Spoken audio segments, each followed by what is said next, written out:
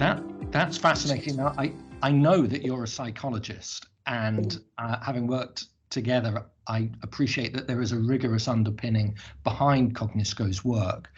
And there is one thing, and I think you're sort of getting at it there really, which is the thing for me that perhaps chief HR officers, directors of learning and development, or chief talent officers, what in your view do they know that they may not know already or may not know well enough? For me, it's around this unconscious incompetence. Could you explain a little bit more about that? Sure. So many chief learning officers have that remit. They are the learning officers, and learning is very important.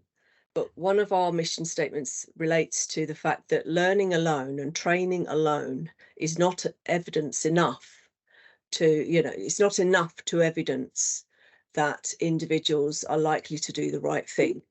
So if we think about the Dunning-Kruger effect, we refer to the Dunning-Kruger effect in psychology, and this is basically a cognitive bias where individuals overestimate their abilities, and they're usually overconfident in their knowledge.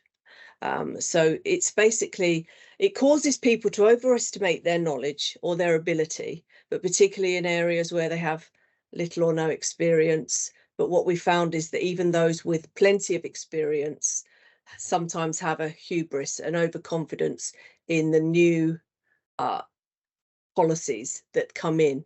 So sometimes your so-called experts haven't kept up to date for whatever reason, but they're overly confident in their knowledge. And they've also, over the years, got used to finding workarounds. And what we're trying to do is make sure that everybody understands the latest standards, but they're also likely to apply them in context and with confidence.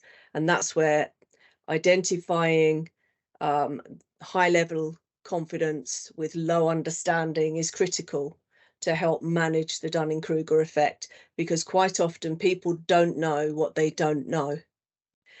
So that's where I come back full circle to training alone is not enough. You need to evidence that they've understood the training and that they're likely to apply the training. So of course, training's got a place, and we wouldn't be anywhere without it. But I think people rely too much on training alone, and that's where we come in to help to evidence the learning. You've taught me that the one thing that's worse than not knowing is thinking you're brilliant and not knowing. And isn't that so relevant today? I mean, we live in a time when there's so much change and challenging times, unfamiliar times. I mean, there's a lot of opportunity there as well. But if you're relying on stuff that, you learned 20 years ago, of course I know this, I learned it 20 years ago. Chances are it's not relevant or less relevant today.